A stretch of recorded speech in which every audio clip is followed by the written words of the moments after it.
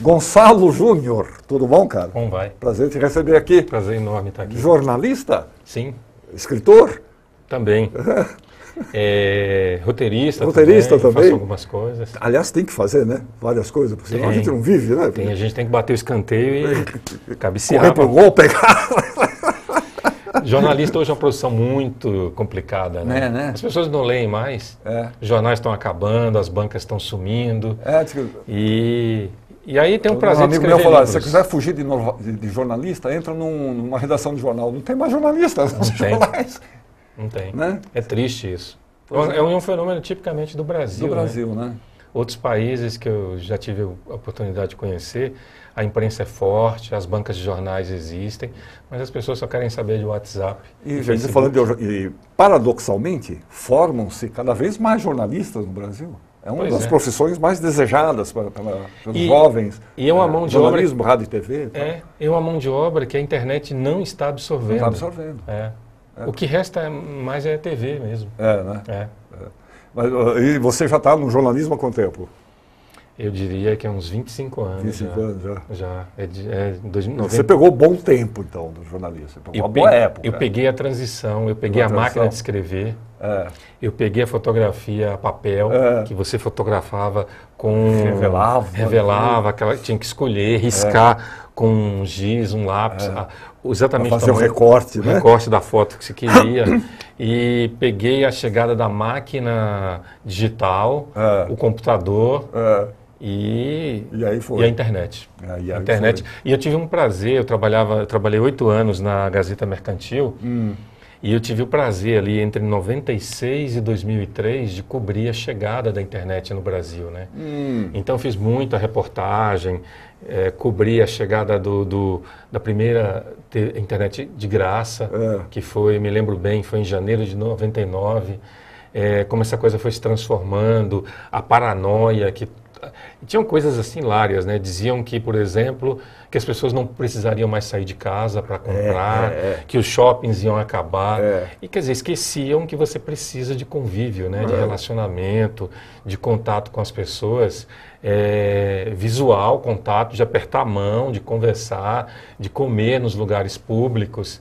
E as pessoas ficavam trancadas para fazer teste em casa.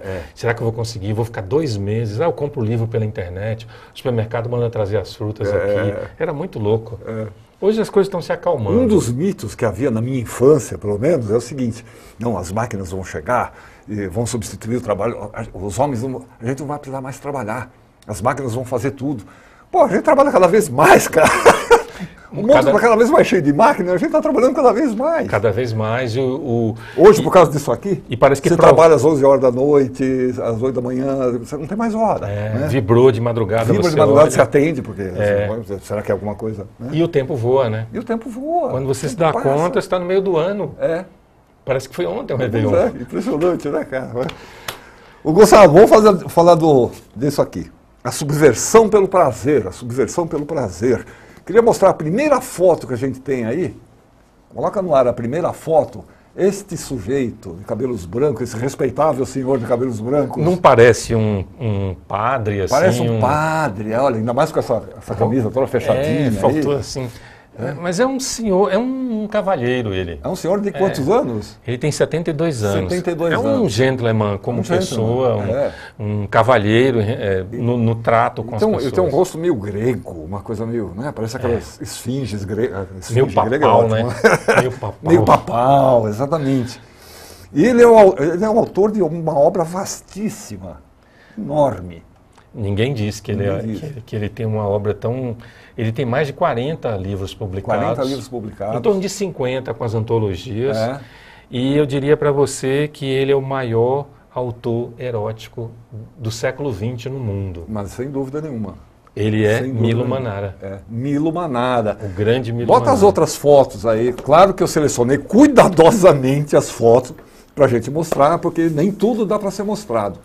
Mas o traço do Milo Manara é uma coisa impressionante. A sombra dele, né, nos desenhos. Os movimentos. Os movimentos. Isso parece que está vivo. É uma coisa além do bom gosto. E é impressionante como ele consegue construir a anatomia feminina com delicadeza, sensualidade... E força. Força e sem vulgaridade, Sem vulgaridade, exatamente. Você olha assim, ele é uma coisa assim meio voyeur, né? É de contemplação apenas. Não é agressivo. Ele não agride ali. Você pode olhar que são quase fotos de modelos. Assim. E é idealizado, né? Aquela imagem idealizada que você faz da mulher forte, dona de si. Dona de si, ele é um autor extremamente feminista, digamos assim. Né? Ele não vulgariza. É o que faz a diferença entre a pornografia e o erotismo. Exatamente. Né? A pornografia, ela distorce diria assim, a libido feminina. A sensualidade, a sexualidade feminina, ela é completamente distorcida pela pornografia. É como se as mulheres fossem... meros objetos de né? E exatamente como os homens. Ou seja, o homem, ele geralmente é o ser mais visual. Ele gosta de olhar, ele sente atraído. Como qualquer animal da natureza, né? O macho, ele é atraído pela fêmea visualmente. E a mulher, ela é mais tátil, digamos assim, ela é mais do envolvimento, do relacionamento, assim, embora a gente viva uma época em que isso esteja um pouco distorcido nesse bombardeamento de quase atômico que a gente sofre de erotização das coisas. Mas Manara não, Olha que bonito isso. É o Mastroianni ali no fundo, Mastroianni. Né? Mastroianni. Um grande galã italiano, né? Ele adaptou, né, para os quadrinhos um roteiro de Federico Fellini chamado Viagem a Tulum, que era um roteiro de um filme de 1965 que não foi feito, que é um filme muito interessante, é uma história muito interessante. É uma história de viagem ao México, em que o protagonista, que seria Mastroianni, se tivesse feito o filme, né? Que Mastroianni sempre estava nos filmes dele, é uma viagem meio alucinógena, digamos assim, de descoberta, de delírio, totalmente feliniana, em que ele andava pelo México, pelas antigas civilizações, e vai encontrando aqueles personagens que a gente sabe que Fellini era mestre em criar. E que você não... Você tinha que só admirar mesmo, que não dá para entender bem aquilo. E aí você tem um outro trabalho, esse é o trabalho... Esse é o Caravaggio. Foi publicado no Brasil no ano passado. Olha a riqueza de detalhe, né? Manara, ele tinha uma obsessão... Você vê o vestido dela, né? A trama do vestido, essas coisas... Aí entra uma coisa bem interessante na obra dele, que é a questão do figurino, da reconstrução histórica. Então, nada ali é de graça, nada ali ele chutou, né? Manara, ele falou bastante dessa obra, e o que ele fez? Ele pesquisou bastante para reconstituir, a partir de quadros daquele período, não só do próprio Caravaggio, como de outros artistas contemporâneos da época lá. Contemporâneos, ele foi resgatando tanto os cenários, os castelos, as tabernas, como as roupas. Com as vestimentas, né? É um tipo de trabalho, os italianos são muito bons nisso. Eles constroem quadrinhos que tem muita informação histórica, que é para você chegar, você lê a história, mas você está olhando ali... Você se encanta com aquilo, né? Exatamente, é como se você tivesse... Ele quer levar você para dentro daquele cenário ali.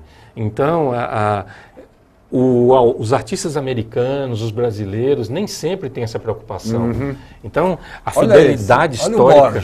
Essa é a obra mais escandalosa dele. Né? Isso é maravilhoso. São 3 volumes em que ele trata da família Borgia. Da família toda, né?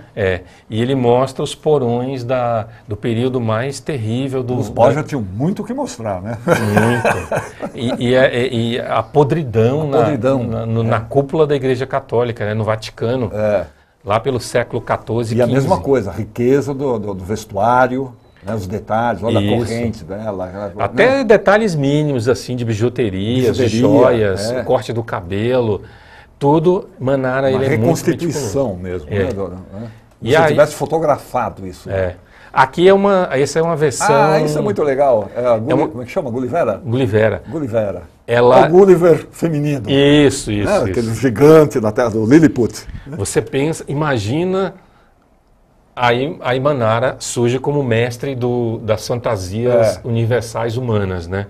Imagina uma ilha em que os moradores acordam e encontram na praia no dia seguinte uma mulher de... Gigante. Uma mulher de 150, 200 metros de tamanho, seminua. Seminua. E causa aquele alvoroço todo, né? Encantamento total de todo mundo. As mulheres ficam enciumadas, os homens ficam malucos e eles não sabem o que fazer com essa mulher desse tamanho, né? E aí... Só lendo história. E aí só lendo a história, né? É um dos trabalhos mais célebres dele também, né? Ele tem essa... Ele gosta dessas coisas históricas. Olha só, olha a subversão aí, olha a subversão aí. De novo, olha né?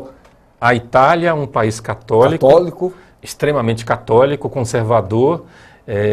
Itália, Espanha e Portugal foram os países assim que, digamos, lideraram a Inquisição, né? Aquela coisa da perseguição. Pilares do cristianismo, né? Isso, nos valores morais cristãos e tal. E olha então, esta freira. Provocar, ele coloca essa freira aí. Mas na verdade, Santa Teresa d'Ávila está nessa linha. Santa Teresa, não sei se você conhece a história, mas ela se apaixona pelo Cristo como homem, e não como um ser divino. Ela se apaixona por Cristo como homem. Sabe disso? Provavelmente. É uma história verídica da Santa Teresa d'Ávila. A paixão dela carnal pelo Cristo. Né? Muito bonito, né? Mas olha isso aí. Não agride. Não agride. Instiga. Instiga. Esse aí é um dos primeiros trabalhos dele, quando ele estava engatinhando ainda, que é uma lenda, né? É uma lenda do macaco, é uma lenda chinesa que existe há milhares de anos, em que um macaco rei, que não se sabe, um macaco de pedra que é um deus que veio do espaço e que ele vai numa jornada interminável, tentando se autodescobrir, mostrar que ele atingiu o nível da sabedoria plena e da imortalidade. Só que nesse caminho ele não é muito confiável. E como estava nas mãos de Manara, né, o caminho dele é naturalmente erotizado. Tem mais? Não, acabou. Ali somos nós, hein? Cara, como é que você abordou a obra do Manara aqui nesse livro, A Subversão pelo Prazer? Primeiro, por que esse título, A Subversão pelo Prazer? É o prazer subversivo, é a ideia de você questionar valores morais, principalmente, numa sociedade essencialmente cristã, como é da América Latina, da Europa, né? A partir bem daquela linha do Marquês de Sade, né? Você questiona o poder, você questiona as instituições, dando liberdade de ir e vir e de sexo e de prazer às pessoas. Então, o que acontecia? Durante muito tempo, eu lia os álbuns de Manara, como eu leio outros quadrinhos, né? No sentido de serem graphic novels, novelas gráficas, e me chamava a atenção que eles diziam que Manara sempre fazia pornografia. Eu falei, não, eu pensei comigo, Manara ele está muito além da pornografia, ele faz um erotismo de arte, ele faz arte erótica. Altamente estilizado, inclusive, né? Uma coisa... Tudo muito bem elaborado e de bom gosto. De bom gosto. E como a gente falou no início, ele tem um caráter muito feminista, né? As mulheres de Manara, nas histórias em quadrinhos dele, elas são donas de si mesmas, do próprio prazer, são elas que controlam todas as situações, são elas que dominam os homens. O homem, ele está mais para E se satisfazem no sexo, né? Elas não são usadas. Exatamente. Né? O prazer dela está acima de tudo e a vontade, né? O desejo. E não o contrário. Ela não é subserviente ao homem. Não é subserviente. Não é o homem que procura ela. Ele procura, mas é ela que decide. Ela que decide. Que, no fundo, né, na vida real é assim, a mulher é sempre quem decide, né? Ela que escolhe. Por mais que o cara procure, é a mulher que vai decidir se ela quer ou não aquele relacionamento. E ela tem essa liberdade, claro.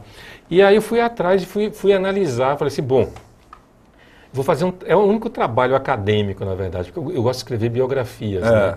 Mas esse trabalho é uma mistura da biografia desse artista, desse grande artista, que militou na esquerda nos anos 60 e 70, e uma análise da obra dele, no sentido de valorizar esse trabalho, de chamar a atenção e dizer assim, Manara não é mera pornografia. Não é pornografia. Manara é o mestre do erotismo.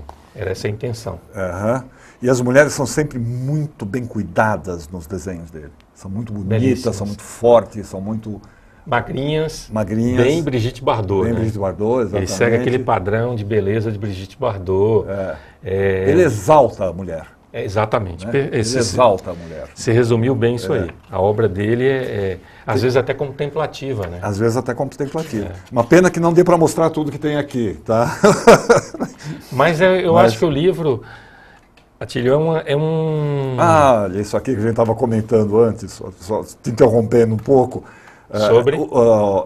Essa imagem que a gente vai ver lá agora, que é uma história deles, da tinta invisível, né? Isso. A tinta que torna as pessoas invisíveis. Né? Então, o que acontece? Um cara cria uma tinta que ele torna as pessoas invisíveis. Aí... O perfume do invisível. Ele pinta, como cobaia, ele acaba pintando uma garota, que tem a intenção, na verdade, de assaltar o... Acho que você mostrou que não devia aí. Quase. E a ideia é assaltar um banco. Entendeu? Só que ela começa a brincar com essa experiência da invisibilidade.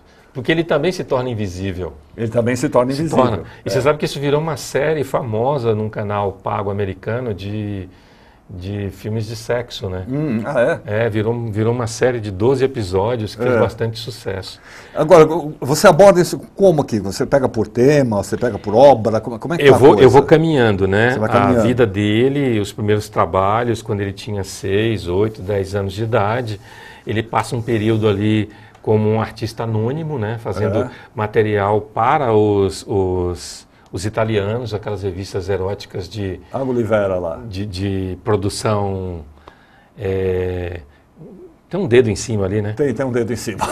Aí... Esse dedo não é do Manara. Aí, rapaz, o que acontece? Aí eu vou mostrando a trajetória dele e o que ele vai produzindo. Como ele inicia na condição de um artista anônimo, que fazia quadrinhos eróticos como muitos outros. E começa a publicar seus próprios trabalhos. Primeiro ele começa assinando os trabalhos, assinando roteiros de outras pessoas. Até que em 1983 ele lança um álbum chamado Clique. O Clique virou um escândalo mundial. Porque o que acontece? Manara, ele é uma história de uma aristocrata, uma senhora riquíssima, que, digamos assim, desdenha da paixão de um amigo do marido dela. E ele pega e ele cria um controle remoto que ele instala no cérebro dela, supostamente, e ao ativar esse controle remoto, ela perde o controle sobre o próprio pudor, digamos assim. Então ela fica louca, né? Ela tira a roupa, ela começa a transar com todo mundo. E isso vai criando uma série de problemas para a família, para o marido, porque, como uma forma de vingança, ele aciona esse controle sempre em lugares públicos. Lugares que ele tem a intenção de desmoralizá-la. Tanto ela quanto o marido. Então, essa série, imediatamente ela se projeta, ela é publicada em vários países, inclusive no Brasil. E aí projeta o nome dele, né? Esse aqui é aquele Viagem a Tulum que você comentou. Né? A partir de um roteiro feito por Federico Fellini. Aliás, tem uma foto aqui dele com o Fellini. É isso. É um cabelo esquisito que ele tinha, hein? É bem anos 80. Bem anos 80, aquela coisa. Então, aí você vai caminhando nessa linha, então. Aí eu vou passando pelas obras, tem um trabalho dele com... Aqui você tem um outro trabalho que ele fez com Fellini, né? Que, na verdade, é o roteiro ilustrado. El Viaje de Mastorna. De G. Mastorna. É a história de um cara... A película sonhada por Fellini. É uma história incrível de um cara que sofre um acidente de avião e ele acaba não percebendo que ele está morto. O avião acaba pousando numa cidade fantástica e aí tem as ilustrações dele. Aí você tem uma série de álbuns, né? Tem muita coisa. São capas de... A gente teve o cuidado de colocar mais capas de revistas por questões de direitos autorais, né? Então, por incrível que pareça, ele disse que foi muito influenciado por Branca de Neve. É mesmo? Ele disse Quem diria, hein? Ele gostava do traço de Branca de Neve, os movimentos. E um pouco de fantasia também, né? Sim, claro. Você sabe do que eu estou falando. Agora, a gente percebe que o desenho dele é de um cuidado, é de um detalhamento. Né? Manara, ele tem aquela preocupação do, como diria Frank Capra, né? O que importa é o nome acima do título. Então, o que ele fazia? Onde você coloca a sua assinatura, você tem que fazer o melhor possível. Ou se você escreve uma linha, uma legenda de uma foto, você tem que estar sempre preocupado em fazer o melhor, porque é o seu nome que está ali. E ele nunca deixou passar nada nesse sentido, né? Não tem um desenho dele que você vai encontrar um erro anatômico. Nossa, é impressionante. Uma coisa assim que não ficou bem feita, não ficou bem acabada, né? É muito meticuloso. Ele trabalha sozinho? Ele tem uma equipe? Sempre. Sozinho? Sempre. Ele tem uns horários assim meio loucos. Trabalha de madrugada, no fim da tarde. Isso aqui gerou uma polêmica. É o dos super-heróis? Não, da mulher. Da Mulher-Aranha. Isso criou uma polêmica. O que aconteceu aqui?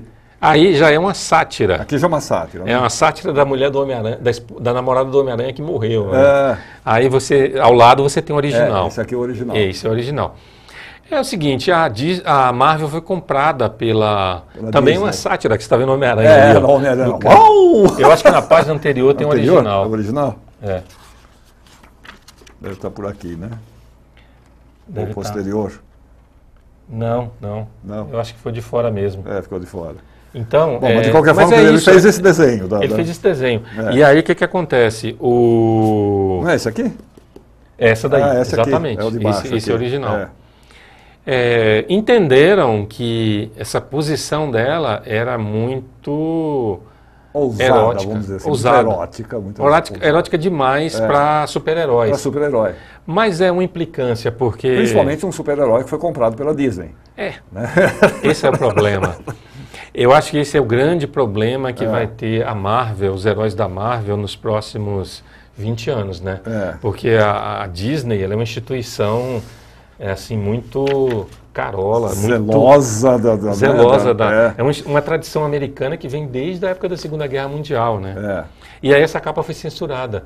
Não só ela, como todas as outras capas de super-heróis que ele fez para a Marvel. Isso tem pouco tempo, foi em 2015. Olha que maravilha esse desenho, olha a anatomia, né? Olha que coisa, aquilo que você falou, né? O movimento, né?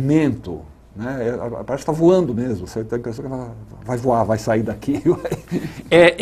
Eu diria para você que ele dá uma tridimensionalidade aos quadrinhos, né? Você tem o artista de quadrinhos mediano, Atílio, ele coloca os quadrinhos num plano, é como se você tivesse da plateia olhando para o palco. Você tem aquela sensação assim de que o quadro está na sua frente. A tridimensionalidade, ela vai, é como se a cena conseguisse sair do quadro, destacar. É como se fosse um 3D mesmo. Então, a angulação é importante. Se você pega do alto, na vertical, na transversal, digamos assim, você vai ter essa sensação de movimento maior. Não é tão simples fazer quadrinhos. Não é tão simples, não, né? Exatamente. A gente pensa que fazer uma história em quadrinhos basta pegar um desenhista, um cara que desenha bem. Não, nós temos grandes ilustradores que não conseguem fazer quadrinhos. E daí a Manara faz a diferença. Né? É quase que um olhar cinematográfico. Exatamente. Né? Você busca ângulo de câmera, o olhar humano é a câmera. Faz a câmera mexer, andar, né? Circular. E hoje cada vez mais, né? Você vê a câmera entrar no olho da pessoa, sair do outro lado. Exatamente. Aquilo é muito fascinante. Ele tem esse olhar, né? Tem esse olhar. E você acaba de mostrar uma galeria, né? Tem uma galeria. Uma galeria de personagens que são as mulheres do X-Men. As mulheres do X-Men?